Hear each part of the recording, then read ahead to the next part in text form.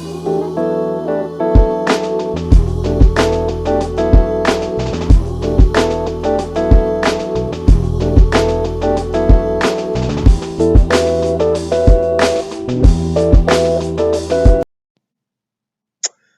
people. Welcome to the latest episode of the Rough Draft. I am your host, Kevin Alberto Sabio, and in this episode, we'll be talking about the mathematics behind festival vending.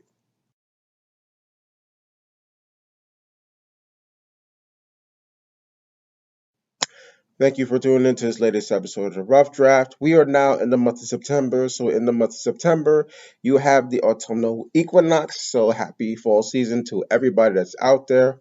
Also, in the month of September, you have the start of the Latino Heritage Month. So, for those of you who are not in the know, Latino Heritage Month runs from September 15th to October 15th, so it's an entire month of celebrating, highlighting, and promoting the cultural roots and heritage of Latino people, myself included. So, now we get to the message at hand. So, for those of you who are familiar with episode 48, I delved into this a little bit. I wanted to do this a little bit more in depth in this particular episode. So, one thing that people got to understand is for those of us, like one of the marketing things that we can do is actually starting to go to festivals in order to promote our books, comic books, and what have you. That is not always an easy thing because it takes, you say, a little bit of money in order for us to be able to do that as creative artists. So, for those of you not to know, and also for those of you who are actually artists who are looking to put your stuff out there, this is something I want to kind of delve into to give people a little bit of a perspective of what we have to go through. So, one of the things that you have to worry about when you're doing festivals is basically you have to worry about the festival fee. So, however much it costs to actually event at that festival, if it's a 1 day festival, if it's a multi-day festival, if it's one of those festivals that have been around for a long time, for like a couple of decades or something like that, or if it's something that's actually brand new. In certain ways, you can offset that if you want to actually do joint vending with other people, but still, that's one main concern that we have to worry about. Also, definitely travel costs. Okay, are you traveling there by, you say, by bus or by train? Are you driving? Are you renting a U-Haul? Are you renting a car? You know what I'm saying? So that's another expense that you have to add into in order to, you say, to consider doing a festival. Also, you have to worry about lodging. So if it's a multi-day festival, will you be staying in the city or state where the festival is being held? You know, say how many days are you going to stay there? Are you going to travel there the day before the festival, stay there for the festival, and then leave after the festival? You know, say a day or two after the festival, or you know, say whatever it is that you have to do. Also, as far as traveling is concerned, you also have to worry about gas and tolls.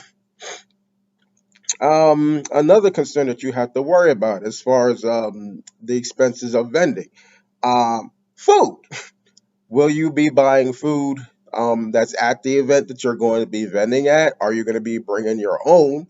Um, are you going to be eating at whatever hotel that you happen to be staying at while you're in town to be vending at whatever specific festival or event that you're going to be vending at? Also, something that a lot of people don't consider that you would have to like come out of pocket for promotional items. You know, whether they be bookmarks, whether they be pens, whether they be mugs, whether they be magnets or something like that. That costs money that we have to, you say, come out of pocket to pay for in order to entice certain people to come to our tables and to look at our product. You know what I'm saying? Even something like hats or t-shirts. You know what I'm saying? That's something that you have to factor in. You know what I'm saying? Some people actually also consider that another expense is getting hands on your actual product. You know what I'm saying? Like your book, your comic books, or whatever. Some people may add that into their expenses, others may not.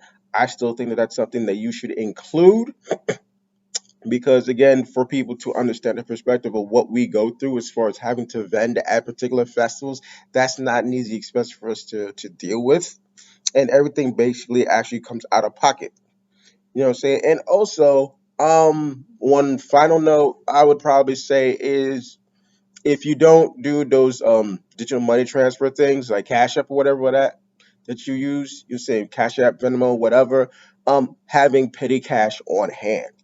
Because let's face it, you go to a festival, people may not have exact change for whatever it is that they want to buy. So you say your product may cost $5. They pay for it with a 20. You know what I'm saying?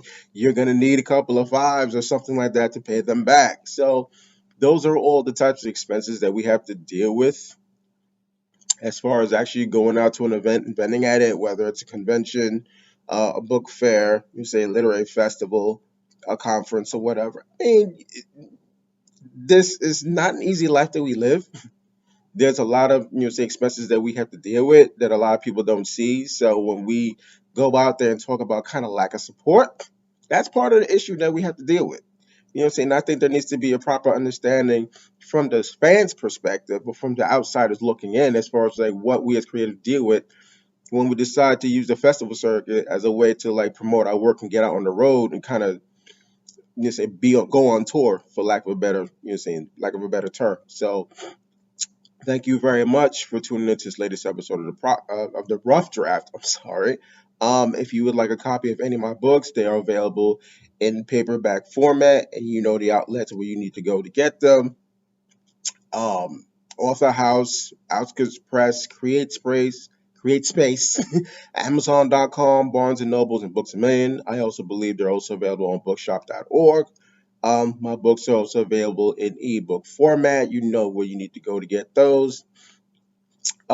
Kindle, Nook, Kobo, Apple Books, Scribd, Smashwords, um, Biblio, Tolino, and Gardner's. My ebooks are also available for libraries. So if you'd like to get a copy of any of my ebook titles through the library, you know where you need to go to get those. OverDrive, Hoopla, Baker and Taylor, Bibliotheca, Palace Marketplace, ODilo, and BorrowBox for those in the UK and Australia. Thank you very much for tuning in to this latest episode of the Rough Draft. Obviously, if you're watching this on YouTube or Vimeo, you know what you need to do. Like the video, please leave a comment, definitely subscribe to the channel, and press the notification button so that you can be made aware of when I post new episodes.